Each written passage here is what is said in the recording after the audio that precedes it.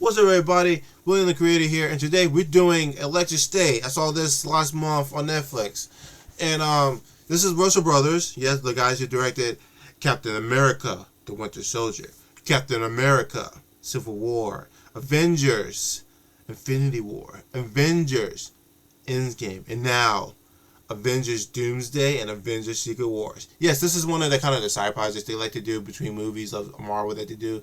The last one they did was Extraction and Extraction 2, and of course The Gray Man. So this is their latest one called Electric State that has Chris Pratt and Millie Bobby Brown, the girl from Stranger Things. Yes, this movie. I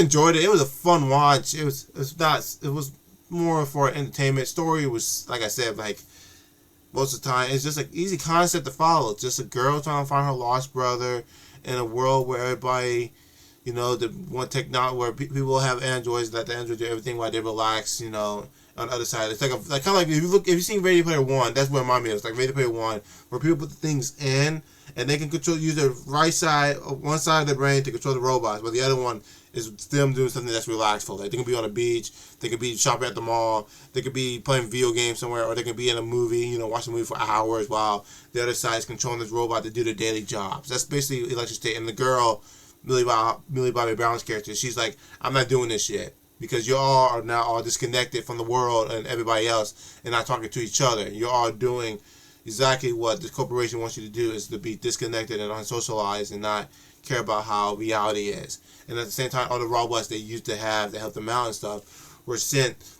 into this barrier area, the big wasteland area, all because the robots rebelled against the humans because of something happened and had like some robot war. And now Billy Brown, who brother, that went missing, basically give her a message saying he's here and he needs her to find him. So that's basically what it is, and that's when she meets up with Chris Pratt character to go find her brother and save her brother. But at the same time, it's like you said. If you heard how I said it, it was a simple story of a simple sci-fi story, but it was more kind of it was kids. It was more family friendly, but it's PG-13. But other than that, everything was fine. I enjoyed it. There were a lot of good actors in it, like my homeboy that played the guy that he played God, what's his name? He played that character on he was in Captain America: Brave New World of the leader of the Surfing Society. He played him. He even played that the dude had the Black Saber and the Mandalorian first and second season. God, I don't know his name. He also was in Breaking Bad as the one drug cartel leader. I think he was. Yeah, the Hispanic black guy. If you know what I'm talking about, you know what I'm talking about. He always playing villain roles. He was in this as a general who was chasing after them, and he was pretty cool. Then the one dude who plays in The Kingsman as the main character is kind of like his butler sidekick. He's kind of like how you say a alpha character to him. Always talking to his airpiece, telling him what he needs to do. To watch out for these enemies and stuff like that. He was in there also as a antagonist. And he was cool. So it was like. They had good actors and stuff, but the story was just so simple and so easy to follow that it just felt like like I said, I felt like I've seen something like this before, of a girl finding a boy who's her family that's missing, and then when they do, a whole tide of the story just turns from that situation.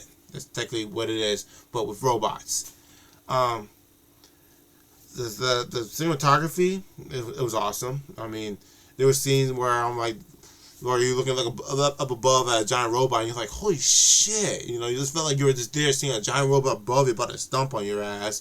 The graphics, the CGI was fine. It was the robot felt realistic. The one robot that's friend was Chris Pratt character, because they were constantly my favorite two favorite characters of this movie.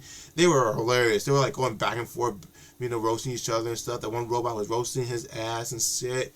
It was funny. I was like, man, this is chemistry right there for characters and stuff. But they were cool. They were cool group of people. Not group of people, but cool pair of friends. A human and a robot being friends. That's a pretty cool scene. You know what I mean. Sorry. What I'm saying is, it's an okie dokie good movie. Okay, it was okay. I'll give it a 7 out of 10. Not something I'll watch again, but like I said, the Russell Brothers, they like to make little side project movies. just to throw out there before they go into the big project, which now they're filming Avengers Doomsday. And after that cast reveal last month, I'm hoping they're working their ass off to make this movie cool, good, spectacular, and make it beat Avengers Endgames. You know, they better beat Avengers Endgame box office money. You know, what's the box office? The amount that it finished at was just like $800 and something billion. Hopefully past that and Avatar. You know, hopefully, but you know, Avatar will stay up top anyways, because once the third one comes out, they're gonna release the first one in theaters again, and that's gonna boost its money up. So that's how it goes. But other than that, I mean, movie was fine. You can go watch it. It's not a bad movie. It's a good movie to be entertained with, and it was enjoyable. I'll see you all in my next video. Goodbye, everybody.